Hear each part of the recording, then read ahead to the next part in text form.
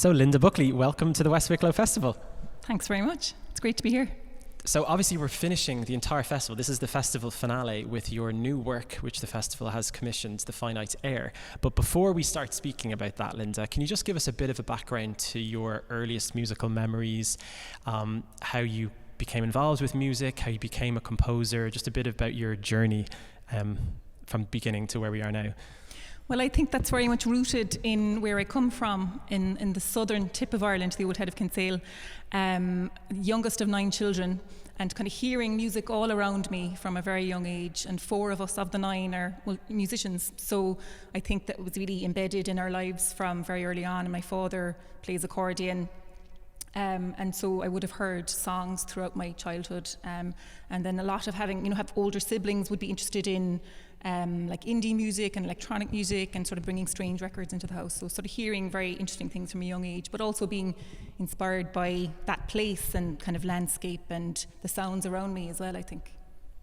And then Linda, so did you start as a pianist? Am I right in saying that? You play piano? I know you play piano, but you were a pianist. And then what made you become a composer? Like, were you always composing from an early age, or was there a sudden moment in your life where that really became like I presume it started off as sort of a hobby like we all do as a teenager, but like how did that evolve? Like, where did the composing part of the music come from? Well, I suppose when I was growing up I would have been singing sean-nós as well, and I still, that's still a big part of my life, and I think when I'm writing for voice I'm often thinking of that too, so I suppose that probably came in a little bit to this piece. But I think it was in secondary school I had a really lovely music teacher, Mary Lorden, and I have since met her, which is amazing to meet up with her again. And she was really encouraging, and we had, very little facilities. It was a convent school in Kinsale, and she had like a little prefab out the back and a little record player, and it was freezing in there, and she'd have her coat on. And only, a couple of people would be doing music, only 3 or 4 like in the class. And I started to improvise at home on the piano.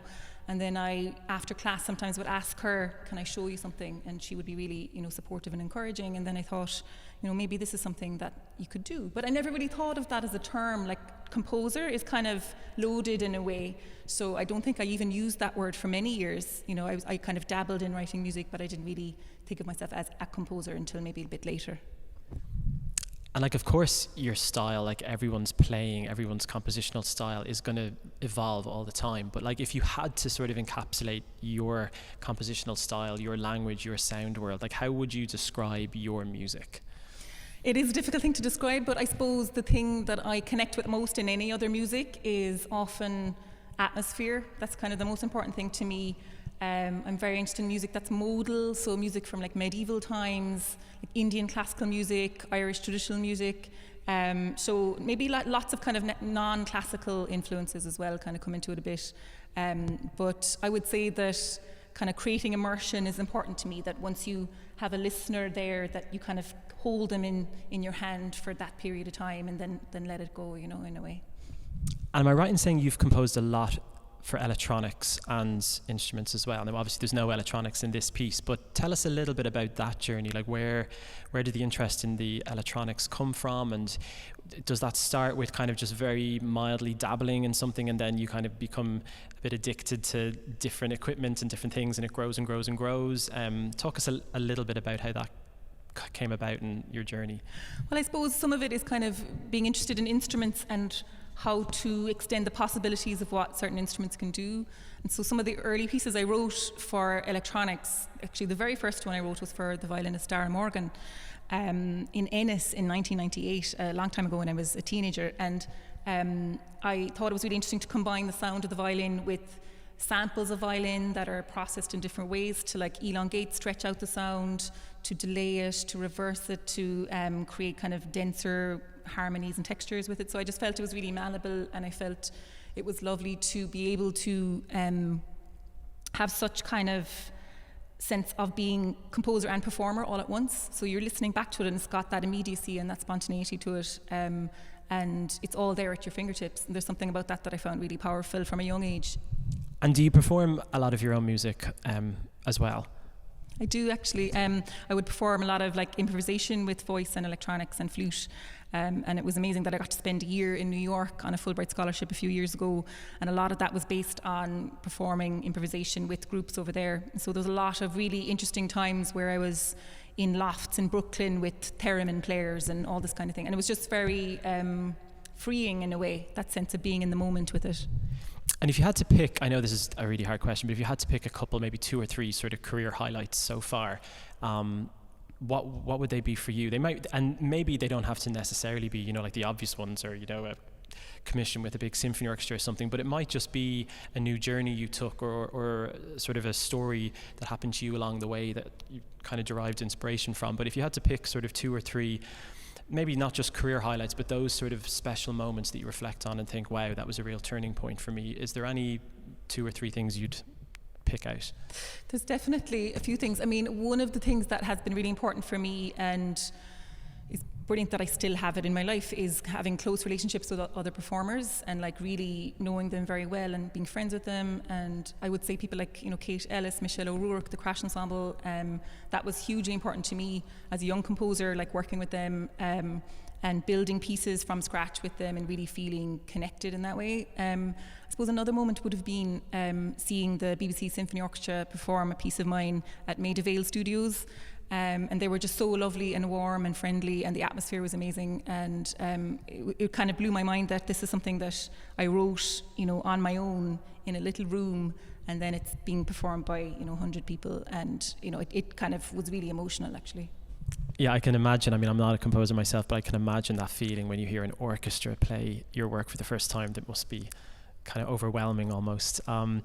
And then talk us a little bit about, so the last year, I mean, one thing I'm interested to hear your take on as a composer is, has COVID changed how you work that much, in the sense that I imagine, you know, that you're mostly locking yourself into a room quietly by yourself, very isolated, composing most of the time, right? So in that sense, has COVID really changed how you've worked, or has your workload increased maybe since COVID? Tell us a bit about that. I mean, it was a very surprising time, actually, because I was seeing a lot of friends around me whose work had all stopped, and I know that was really kind of heartbreaking.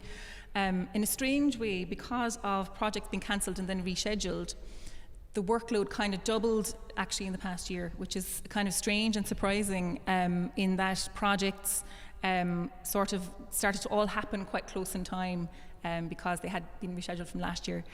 So that's quite kind of exciting, and it's quite fast paced, and there's a lot of kind of jumping around between things. So in a way, like, I do miss that sense of being in a room, obviously, with musicians, and that's amazing. And, you know, the being locked away, composing side of things, it can be very solitary, and it is part of it, and it's part of my life. It has always been. But it has been more so like that in the past year, you know. And but it's been very interesting too, because the pieces I worked on were kind of tied in with notions of the pandemic and lockdown and home, and thinking about my relationship to home and all of that, and to Ireland. And you know, I think for a lot of people it has kind of changed how they feel about their own situation, in terms of not being able to maybe travel as much as they would normally and things like that, you know.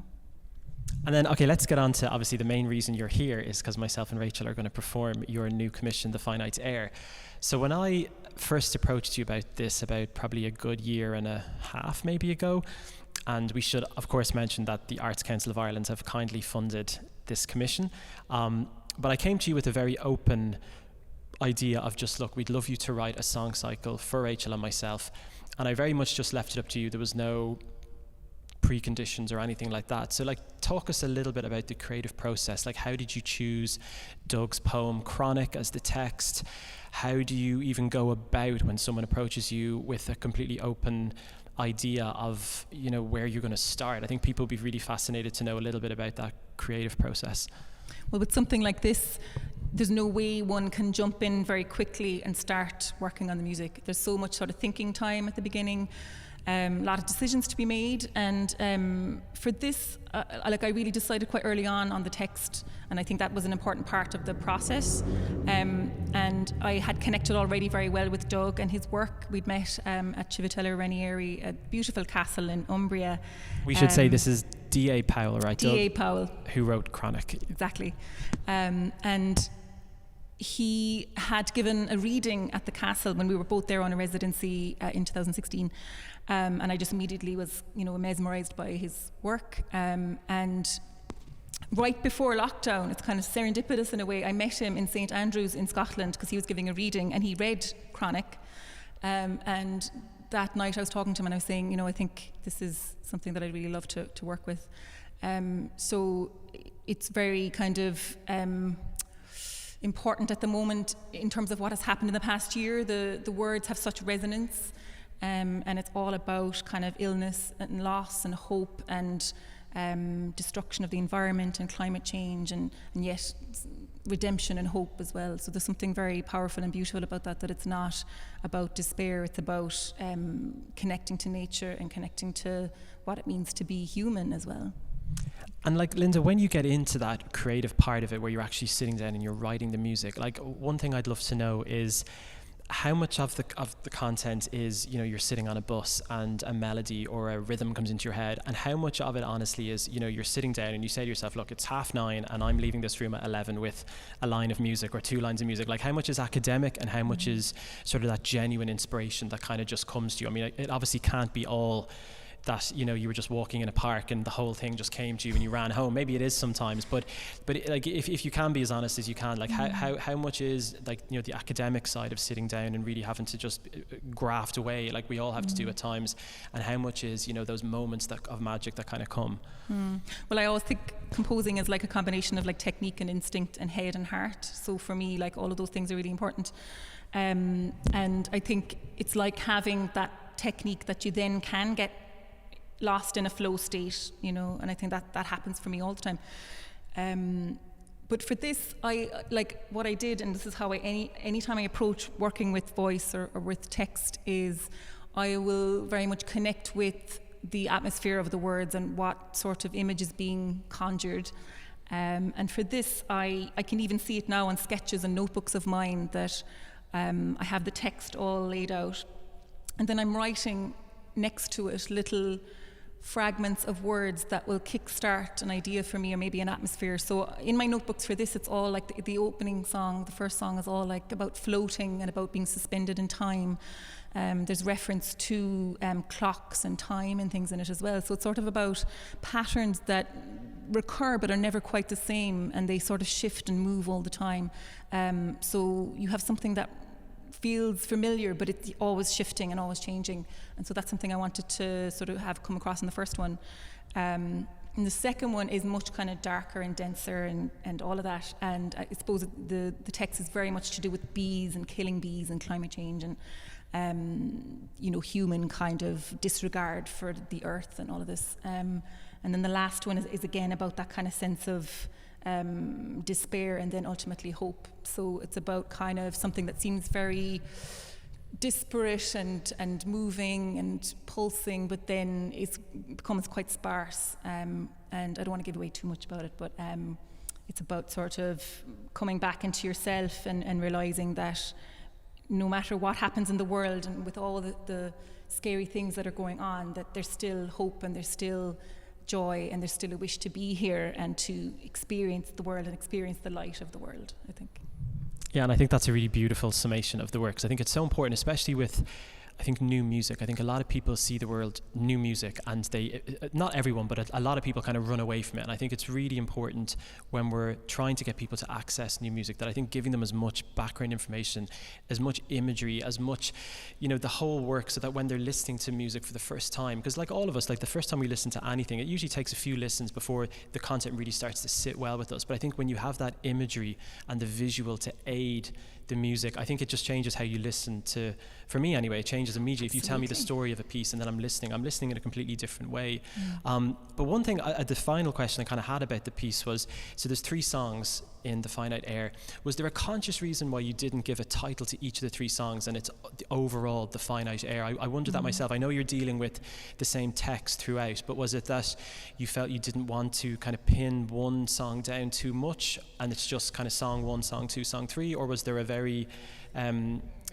is there a logical decision behind that? There is really, and it's kind of to do with how I connect with his style of writing in a way. His writing is very kind of lyrical and has this darkness to it and this beauty to it. And he's very interested in sort of run-on lines and like free association. And so I didn't want it to feel that they were telling very different stories. Like they're all, you know, kind of three sides of the same coin in a way. So I wanted them to feel like they very much connected one into the other without necessarily them being very existing on their own, you know. Okay. Well, listen, Linda, we're really looking forward to performing your piece. This is going to be the finale of the West Wicklow Festival, and a huge thanks to you for writing the work, and again, a huge thanks to the Arts Council of Ireland for financing the work, and we hope everyone enjoys. Thank you so much.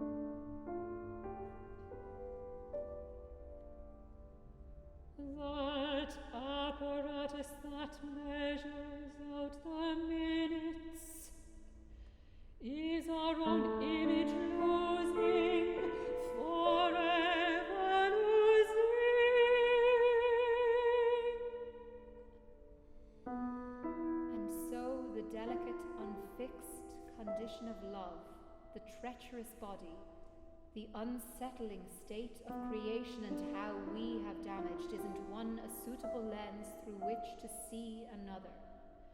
Filter the body, filter the mind, filter the resilient land. And by resilient, I mean which holds, which tolerates the inconstant lover, the pitiful treatment, the experiment.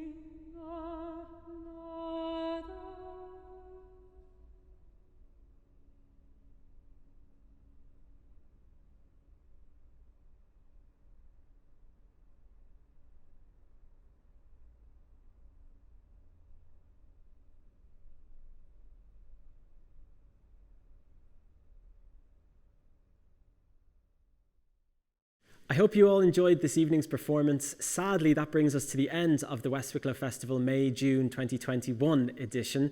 Of course, our concerts will remain online for the next 30 days, so please watch again, share with friends, and enjoy as much as you like.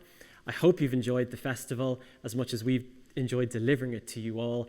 And as brilliant as it has been to deliver the festival virtually online, hopefully by our next festival in November this year, we'll be able to have even a small audience back here at Rusborough to enjoy live music. The West Wicklow Festival is a charity, and if you're in a position to make a donation to support our charitable work, please do consider doing so. Make sure you subscribe to our YouTube channel. It's absolutely free to click the subscribe button. It just means you'll find our concert material a bit more easily. Make sure as well you can join up to our mailing list at our website, westwicklowfestival.com.